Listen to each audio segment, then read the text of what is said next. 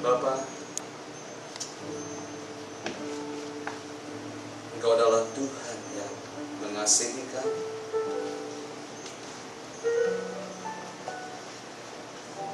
I'm proud to be your son. I'm proud to be your child. Anugerah-Mu seperti pujian tadi Tuhan besar.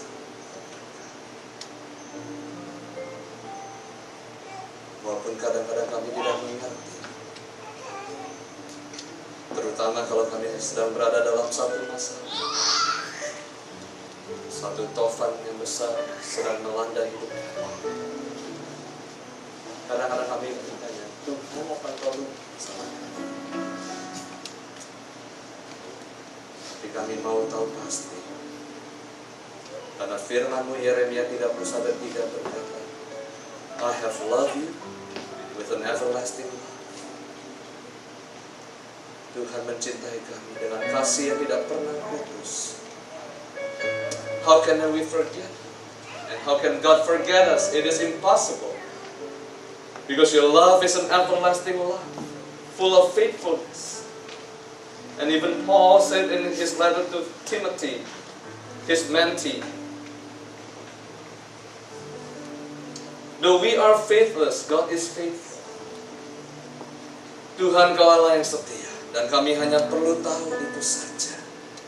Dan kami tahu Tuhan, di saat yang sukar, Tuhan pasti bela kami.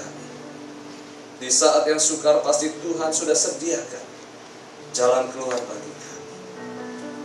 So this afternoon, Lord, we just want to sit upon your feet and listen from your word.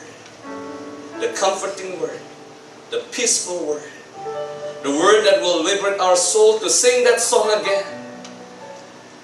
Maybe it's been a while we haven't sing. It's been a while, our heart has no song because we were in the darkness. But today we will liberate it again, and we will have that song again.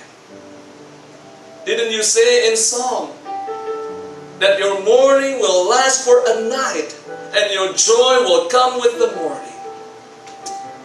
Kami percaya Tuhan, kami akan lihat matahari lagi. Kami percaya Tuhan bahwa ada sukacita, ada pujian di dalam hati kami kembali. Dalam nama Yesus. Amin. Silakan duduk. Thank you for the worship this afternoon. It's really touched my heart, and it is relevant to the message that I will share with you.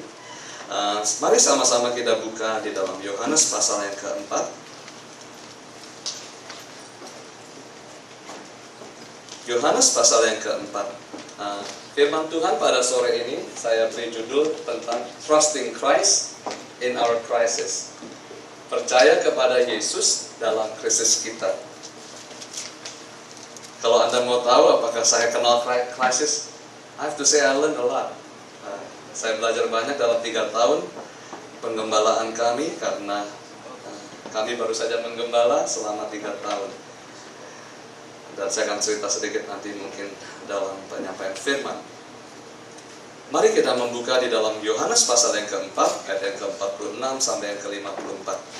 Maka Yesus kembali lagi ke Kana di Galilea, di mana ia membuat air menjadi anggur. Dan di Kapernaum ada seorang pegawai istana. Yohanes pasal yang keempat, ayat yang ke-46 sampai yang ke-54.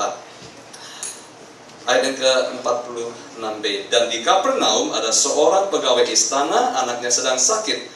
Ketika ia mendengar bahwa Yesus telah datang dari Yudea ke Galilea, pergilah ia kepadanya lalu meminta supaya ia datang dan menyembuhkan anaknya, sebab anaknya itu hampir mati. Maka kata Yesus kepadanya, jika kamu tidak melihat tanda dan mujizat, kamu tidak percaya. Pegawai istana itu berkata kepadanya, Tuhan, datanglah sebelum anakku mati. Kata Yesus kepadanya, pergilah, anakmu hidup. Orang itu percaya akan perkataan yang dikatakan Yesus kepadanya, lalu pergi. Ketika ia masih di tengah jalan, hamba-hambanya telah datang kepadanya dengan kabar bahwa anaknya hidup. Ia bertanya kepada mereka, pukul berapa anak itu mulai sembuh? Jawab mereka, kemarin siang, pukul 1 demamnya hilang. Maka teringatlah ayah itu bahwa pada saat itu Yesus berkata kepadanya, "Anakmu hidup." Lalu ia pun percaya, ia dan seluruh keluarganya. Dan itulah tanda kedua yang dibuat Yesus ketika ia pulang dari Yudea ke Galilea. Trusting Christ in our crisis. Bisakah Anda bayangkan, beberapa saudara adalah orang tua, apalagi Kiki baru punya Maddie. Misalkan saja, ini hanya contoh ya Kiki, Meryl, I just use you as an example. Misalnya Kiki sedang bekerja, tiba-tiba datang telepon, Meryl berkata, "Kiki, you must come home soon." I do not know what happened to our daughter. Saya tidak tahu apa yang terjadi pada anak kita, tapi dari tadi dia muntah-muntah terus. Langsung dibawa ke emergency. Dokter berkata, ada penyakit yang aneh terjadi pada Maddie. I don't know if we can help you.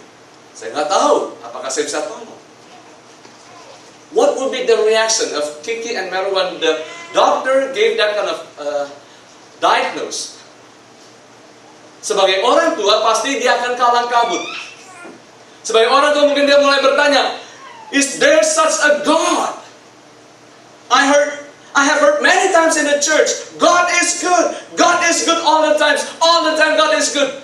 But how come she's only 1 year old? She's the love of our heart. But suddenly she's going to be taken away from us. Is God fair? Panic? Crisis?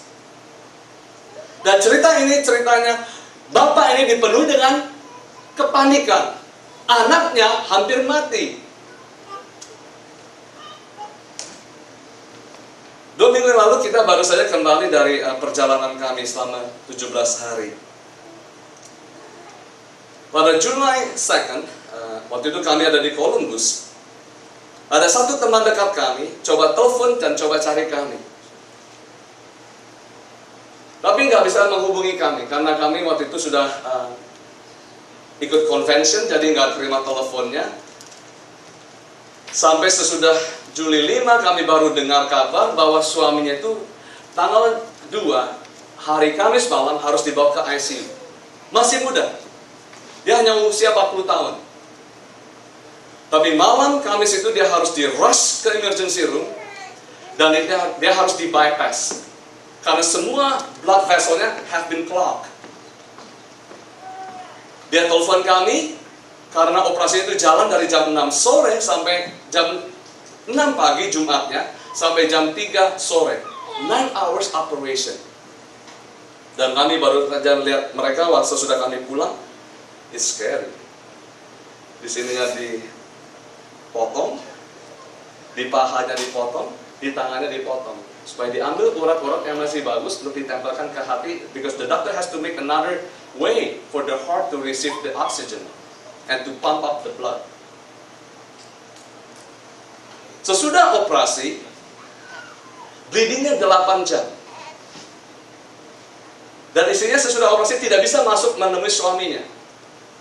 And the nurse said, "You just need to pray. We don't know if another hour he will be alive." That's crisis. Itu